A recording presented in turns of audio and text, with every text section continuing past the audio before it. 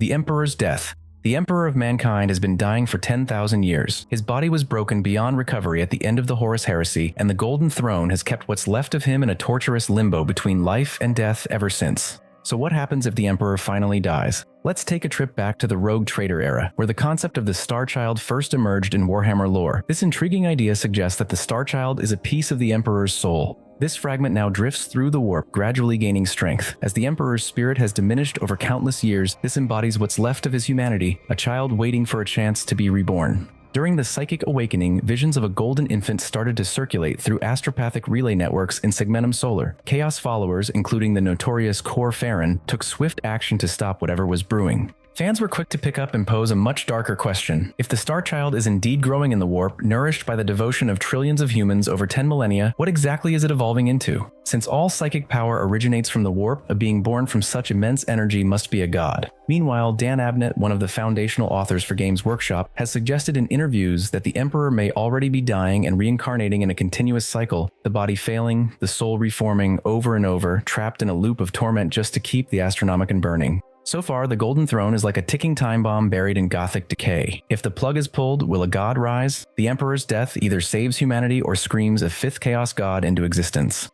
The origin of the Tyranids. The first time anyone noticed the Tyranids, they were already coming. Hive Fleet Behemoth emerged from the intergalactic void in M41 with no warning and no point of origin. What we do know is that they were drifting outside the galaxy for eons before we even knew they existed, until a psychic accident during the Horus Heresy, called the overloading of the Pharos beacon, woke their hive ships and lured them toward the Milky Way. The hive mind controls them, a massive psychic consciousness that links billions of creatures into a single, coordinated thought. Almost every psyker who tries to touch this mind dies or goes insane. The only known exception is Chief Librarian Varro Tigurius, whose power is said to rival the Emperor's. While it nearly killed him and once put him in a mind coma, he used the experience to predict Tyranid movements. When Chapter Master Dante of the Blood Angels tapped into the hive mind, he felt an endless, icy greed. It made every other monster look like a tiny bug. It turns out the Tyranids attacking now are just scouts, and the rest of the swarm is still on its way to eat the galaxy. Before the Tyranids appeared, they used to detect signals of life from other galaxies. Now those galaxies are silent. This suggests the Tyranids have been moving from one galaxy to the next for millions of years, consuming everything in their path.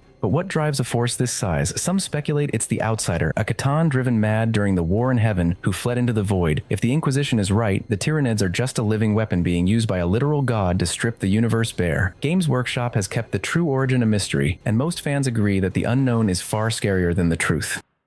Cypher's Endgame. The name Cypher turns out to be a title and said to belong to the archivist of the Dark Angel's predecessor organization called the Order. The Cypher was the sole enactor of the Order's laws, a role that required the complete erasure of personal identity. Whoever holds the title ceases to exist as a person. 10,000 years later, the man carrying that title is still at it, and nobody has been able to determine what function he is actually serving. So, is Cypher the Imperium's secret savior, or its ultimate executioner? So far, we all know that he carries a broken sword that is believed to be the Lion Sword of Primarch Lion L. Johnson, and he has never once drawn it in combat. Instead, he fires 2 pistols simultaneously. He has fought with Imperial forces and Chaos warbands with equal apparent conviction and has betrayed both. He also helped free Robute Guilliman during the Terran Crusade. He reached the Imperial throne room itself before being stopped by a custodian acting on a direct vision from the Emperor, who cryptically said, "Not yet." His true identity remains a mystery, and the 2 most intriguing candidates from the Horus Heresy era are Zahariel Elzurius, a Dark Angel's librarian, and Corswain, a loyalist champion. The general theory from the 40k community suggests that he aims to present the broken lion sword to the Emperor as the final gesture in a ritual meant to grant forgiveness to all the fallen.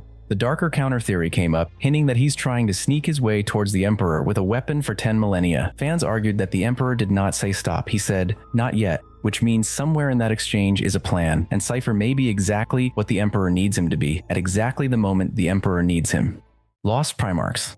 Before the Horus Heresy, there were 20 Primarchs, and by the time the first shots were fired, there were 18. The other 2 had been erased so completely that even their brothers had their existence forgotten or suppressed. So what did they do that was so terrible, the Emperor deleted them from history? What we know so far is frustratingly little, only that the Emperor ordered a damnatio memoriae, a damnation of memory, every record destroyed and every statue defaced. In the Imperial Palace, 2 plinths stand empty, their occupants' faces obliterated. Rogaldorn learned the truth from Malcador and immediately agreed it was better forgotten. Sanguinius, hiding his own legion's gene flaw, refused to be responsible for a 3rd empty plinth. Call confirmed the failure belonged to the Primarchs themselves, not their legions. Their surviving Astartes were absorbed into other legions with their identities wiped. The designations that survive are telling. Legion 2 is marked File Not Found. Legion 11 is marked Censored. The theory that has gained the most traction links both to Gene Seed catastrophe. Sanguinius's comment about a third empty plinth points directly here. The Blood Angels' flaw and the darkness lurking in their Gene Seed is a hint of something that already happened twice and was quietly destroyed.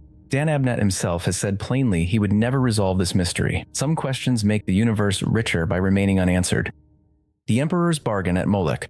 Before the Great Crusade, the Emperor traveled to the planet Molech with a force of his immortal agents, the Perpetuals. He entered a warp gate hidden beneath the planet's surface. He then emerged with significantly greater power, and shortly after he began creating the Primarchs. What happened inside that gate and what did the Emperor give up to get what he needed were left to our imagination. What we know so far comes from the Horus Heresy novels. The gate at Molech was a direct conduit into the domain of the Chaos Gods. Demons encountered by later visitors claimed the Emperor made a bargain there, took power from the ruinous powers, or gave something up in exchange. Horus found the same gate during the heresy and used it to claim the same power for himself.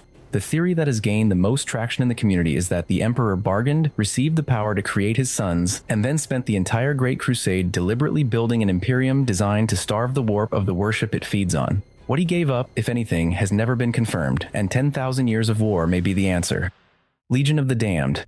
They show up out of nowhere during the Imperium's most desperate moments. Space Marines cloaked in flames, their armor adorned with images of bones and death, fighting fiercely before disappearing without a trace. So who exactly are the Legion of the Damned and where do they come from? Here's what we know so far. The Firehawks were a Space Marine chapter that ventured into the warp late in the 41st millennium and were declared lost 2 decades later. A banner confirmed to belong to the Firehawks was later discovered at a site where the Legion of the Damned made an appearance. While this connection is widely accepted, it has never been officially confirmed. The Legion operates without a fixed base, lacks a known chapter master, and has no record in any Imperial registry. The most popular theory stems from a passage in the Master of Mankind book, where the Emperor, in a desperate bid to hold the webway during the Siege of Terra, reaches into the warp and begins to form shapes, burning, armored figures resembling Space Marines. The Eldari have long argued that the Legion of the Damned aren't actually Space Marines at all. Instead, they are Imperial demons, embodiments of the Emperor's will, given a permanent form through the faith of billions and the accumulated psychic burden of 10,000 years of martyrdom. From this perspective, the Firehawks didn't survive the warp. They transformed into something the warp molded in the image of what the Imperium needed most. Warriors who emerge in its darkest hour because that's precisely what they were created to do. Whether this means the Emperor is still at work, or the warp is acting on his behalf, or if something exists that defies Imperial theology altogether, remains a mystery, and maybe that's the whole point. Terminus Decree. In the Grey Knight's fortress monastery on Titan, in a chamber said to hold the tomb of Malcador the Sigillite, sits a plain wooden box with a golden seal. That seal matches only one other in the entire Imperium, the seal on the Emperor's golden throne. For decades, nobody outside the Supreme Grandmaster of the Grey Knights knew what was inside. So what is the Imperium's ultimate failsafe, and why does it terrify even the people sworn to carry it out? Legend has it the Terminus Decree holds the chapter's ultimate secret, one powerful enough to either shatter the Imperium's foundations or serve as its final hope for survival. The 10th edition Grey Knight's Codex finally revealed the decree's contents, and it divided the community immediately. The Emperor must never leave the Golden Throne, not return to life, not reborn in another body, not ascended as a warp entity. Should any of those things occur, the Grey Knights must force him back to his throne by any means necessary, including fighting through the Adeptus Custodes if they stand in the way. No guidance is given on how, and the decree simply states it must be done. The Emperor wrote this order himself at the moment of his near death, which means he knew, and his answer to that knowledge was to order his own permanent imprisonment. The theory that the community cannot stop discussing is what the Emperor feared he would become if freed. The Siege of Terra novels introduced the chilling concept of the Dark King, a fifth chaos god born from centuries of human devotion and psychic energy. As for who would actually win if it came to it, Grey Knights versus Custodes, Dan Abnett himself said his money is on the Custodes. Tzeentch. Most villains in Warhammer have a goal you can understand. Khorne wants war, Nurgle wants decay, the Tyranids just want to eat, but Tzeentch wants change. And that's where things get weird, because change has no endpoint. What we know for sure is that he is the master of magic and the ultimate schemer. A long time ago, he was the most powerful god in the warp. He was so strong that the other 3 chaos gods, Khorne, Nurgle, and Slaanesh, had to team up just to stop him. There is also a long-standing debate among fans about whether Tzeentch actually wants to win the eternal battle between the 4 gods called the Great Game. The official lore suggests he pulls the strings simply to scheme. If he ever actually won and destroyed his rivals, the game would be over, and he would be bored. This leads to a deeper theory that Tzeentch's mysterious endgame is a permanent stalemate. For 10,000 years, the galaxy has been stuck in a giant loop. Every time one side gets close to winning, something goes wrong to stop them. Some fans believe he even wants the Emperor to stay stuck on the Golden Throne. As long as the Emperor is trapped and the Imperium is fighting to survive, the galaxy stays in a state of constant, chaotic change. Thanks for watching until the end. Click here to check out another video and see you in the next one.